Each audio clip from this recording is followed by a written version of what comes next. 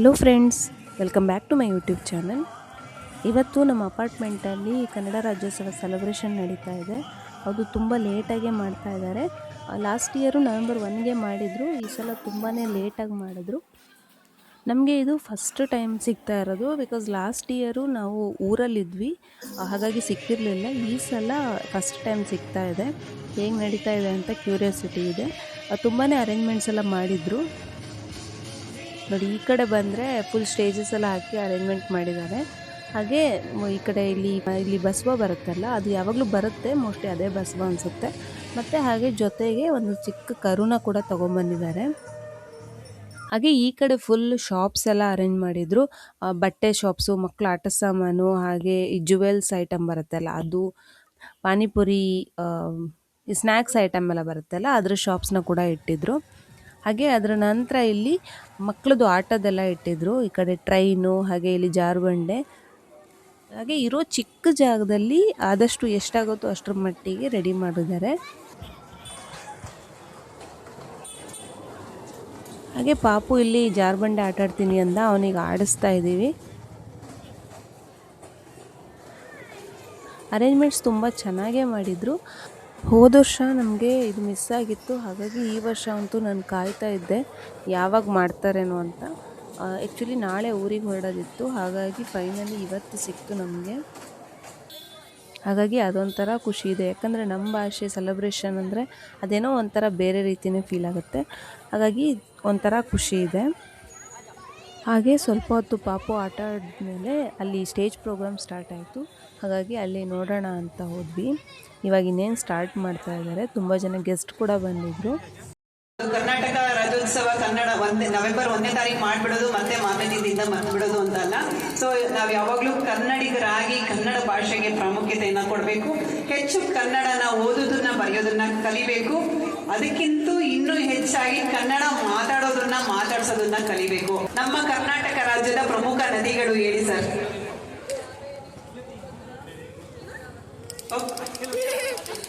ಆಗಿ ನಮ್ಮ ಕಾರ್ಯಕ್ರಮ ನೆರವೇರಲಿ ಅಂತ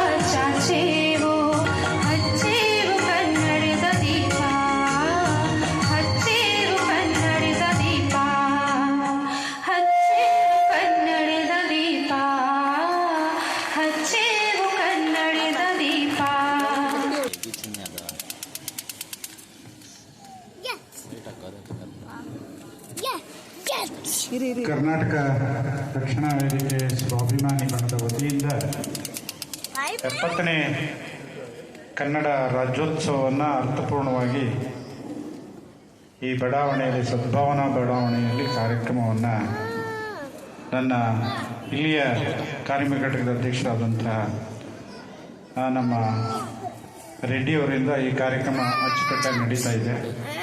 ಈ ಕಾರ್ಯಕ್ರಮಕ್ಕೆ ಕೆಣಕುವಂತ ಹೃದಯವನ್ನು ತಟ್ಟುವಂತ ಕೆಲಸ ಮಾಡ್ತಾರಲ್ಲ, ಅದು ಎಷ್ಟು ಮಟ್ಟಿಗೆ ಸರಿ ಅಂತಕ್ಕಂಥ ಪ್ರಶ್ನೆ ನಮ್ಮ ಮುಂದೆ ಇದ್ದಾವೆ. ಒಂದು ವ್ಯವಸ್ಥೆ ಇವತ್ತಿದೆ ಅಂದಾಗ ನಾವು ಕೂಡ ಸಂಘಟನೆಗಳಾಗಿ ಸಮಾಜದ ಎಲ್ಲ ಜನರ ಜವಾಬ್ದಾರಿ ಇದಿದೆ ಅಂತಕ್ಕಂಥ ನಾವ್ಯಾರು ಕೂಡ ಮರಿದೆ ನಾನು ಹೆಚ್ಚಿಗೆ ಮಾತಾಡ್ಲಿಕ್ಕೆ ಹೋಗೋದಿಲ್ಲ. ಇವತ್ತಿನ ಏನಿವತ್ತು ರಾಜ್ಯೋತ್ಸವನ ನಾವು ಆಚರಣೆ ಮಾಡ್ತಾ ಇದ್ದೇವೆ, ಆ ರಾಜ್ಯೋತ್ಸವ ಸಮಯದಲ್ಲಿ ನಮ್ಮ ಟೀಚರ್ ಅಮ್ಮ ಅವರು ವೃತ್ತಿಲಿ ಟೀಚರ್ ಇರ್ಬೇಕೇನೋ, ಶಿಕ್ಷಕರಿರ್ಬೋದೇನೋ, ಬಹಳ ಸುಂದರವಾಗಿ ತಾವು ಕಾರ್ಯಕ್ರಮವನ್ನು ನಡೆಸ್ಕೊಡ್ತಾ ಇದ್ದೀರಿ. ತಮಗೆ ವಿಶೇಷವಾದಂಥ ಧನ್ಯವಾದಗಳನ್ನು. ಯಾಕಂದ್ರೆ ನಾನು ಸ್ವಲ್ಪ ಬೇಗನೆ ಬಂದೆ, ನೀವು ಇತಿಹಾಸವನ್ನ ಸಾಕಷ್ಟು ಮೆಲುಕಾಗ್ತಾ ಇದ್ರಿ, ಮಕ್ಕಳಿಗೆ ಸುಮಾರು ಪ್ರಶ್ನೆಗಳನ್ನ ಕೇಳ್ತಾ ಇದ್ರಿ. ಇವತ್ತು ಕನ್ನಡದ ಕೆಲವು ಕುವೆಂಪು ಯಾರು ಅಂದ್ರೆ ಮಕ್ಕಳಿಗೆ ಇವತ್ತು ಪುಸ್ತಕ ನೋಡಿ ಹೇಳುವಂತ, ಗೂಗಲ್ ನೋಡು ಹೇಳುವಂತ ಒಂದು ಪರಿಸ್ಥಿತಿ ನಿರ್ಮಾಣ ಆಗ್ಬಿಟ್ಟಿದೆ. ಜ್ಞಾನಪೀಠ ಪ್ರಶಸ್ತಿ ಎಷ್ಟು ಬಂದಿದೆ ಅಂದ್ರೆ ಕೆಲವರು ಗೊತ್ತೇ ಇಲ್ಲ. ಆಯ್ತಾ, ಕಳ್ಳೆಕಾಯಿ ಎಲ್ಲಿ ಬೆಳೀತಾರೆ ಅಂದ್ರೆ ಮರದಲ್ಲಿ ಬೆಳೀತಾರೆ ಎನ್ನುವಂತ ಸ್ವಾಭಿಮಾನಿ ಬಣ ಅವರಿಗೆ ಕೂಡ ಸನ್ಮಾನನ ಮಾಡಬೇಕು ಅಂತ ಕೇಳ್ಕೊಳ್ತಾ ಇದ್ದೀನಿ. ನೆನಪಿನ ಕಾಣಿಕೆನ ನೀಡಬೇಕಂತ ಕೇಳ್ಕೊಳ್ತಾ ಇದ್ದೀನಿ. ಮುಂದಿನ ಕಾರ್ಯಕ್ರಮ ಎಲ್ಲ ಸಾಂಸ್ಕೃತಿಕ ಕಾರ್ಯಕ್ರಮಗಳಿರ್ತವೆ.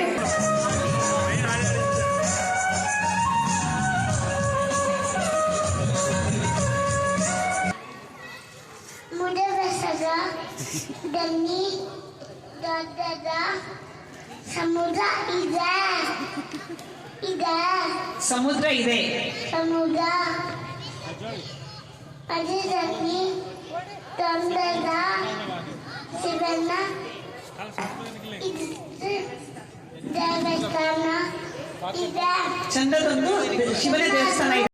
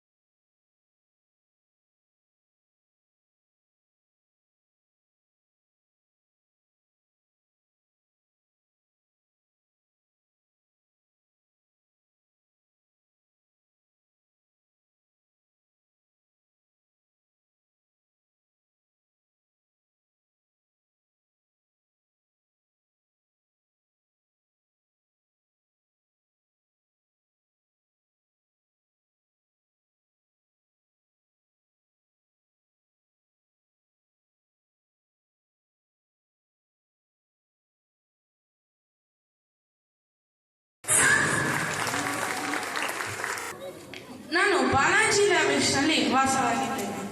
ಗೌರವಾನ್ವಿತ ಅಧ್ಯಕ್ಷರೇ, ಲೇಔಟಿನ ನಾಯಕರೇ ಹಾಗೂ ನನ್ನ ಪ್ರೀತಿಯ ಕನ್ನಡ ಬಂಧುಗಳಿಗೆ ಎಲ್ಲರಿಗೂ 70ನೇ ವರ್ಷದ ಕನ್ನಡ ರಾಜ್ಯೋತ್ಸವದ ಹಾರ್ದಿಕ ಶುಭಾಶಯಗಳು. ಇಂದು ನಾವು ನಮ್ಮ ಲೇಔಟಿನಲ್ಲಿ ಕನ್ನಡ ರಾಜ್ಯೋತ್ಸವವನ್ನು ಆಚರಿಸುವುದು ಒಂದು ಸಂತೋಷದ ವಿಷಯ. ಕನ್ನಡ ಕೇವಲ ಒಂದು ಭಾಷೆ ಅಲ್ಲ, ಅದೊಂದು ಸಂಸ್ಕೃತಿ. 8 ಜ್ಞಾನಪೀಠ ಪ್ರಶಸ್ತಿಗಳು ತಂದುಕೊಟ್ಟ ಹಿರಿಮೆ ನಮ್ಮದು.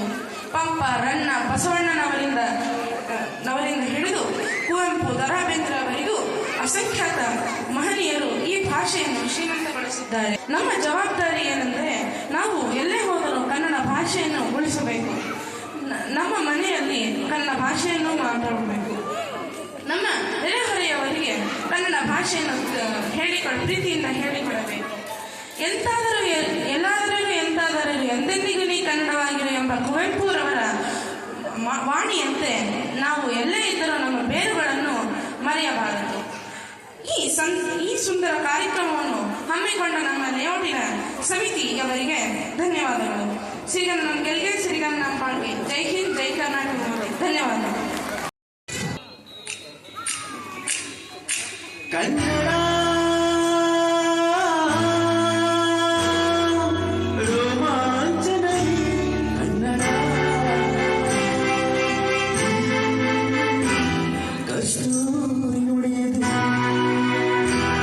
ಕರುನಾಡು ಮಣ್ಣಿದು, ವಂದಿಸಿ ಪೂಜಿಸಿ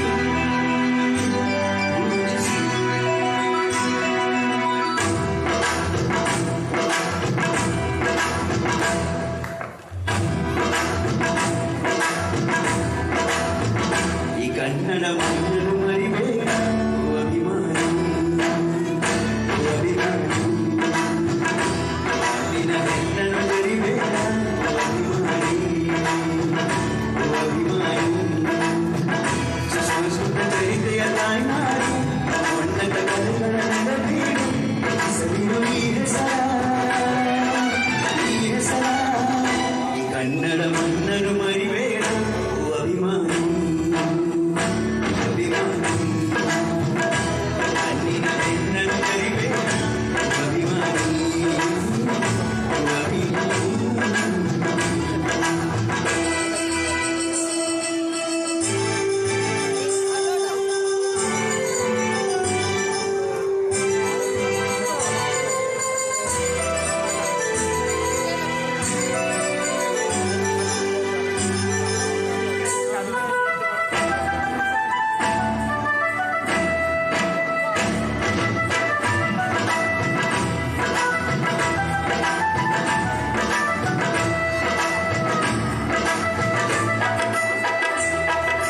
ಹಾಡಾಗಲಿ ಗೂಡಾಗಲಿ ನಾಡಾಗಲಿ, ಒಳಗೆ ನಾನಾದಿನ, ಗೆಲುವಿಗೆ ಮೂರೇ ದಿನ. ಹರಸಿದರು ಮುನಿಗಳು, ಗಳಿಸಿದರು ಬಲಿಗಳು, ನೆಚ್ಚಿನ ಈ ಮೆಚ್ಚಿನ ಸಾಮ್ರಾಜ್ಯವ ಹಾರಿದರು ಕವಿಗಳು, ಕರಗಿದ ವಿಷಯಗಳು, ತುಂಬಿದರು ಎದೆಯಲ್ಲಿ ಸಿರಿಗನ್ನಡ ಅಭಿಮಾನವ. ಕನ್ನಡ ರೋಮಾಂಚನವೇ, ಕನ್ನಡ ಆಲಿಸಿ, ಕೇಳಿಸಿ, ಪ್ರೀತಿಸಿ. ಕನ್ನಡ ಮಣ್ಣನ್ನು ಮರಿಬೇಡ ಅಭಿಮಾನಿ, ಅಭಿಮಾನಿ.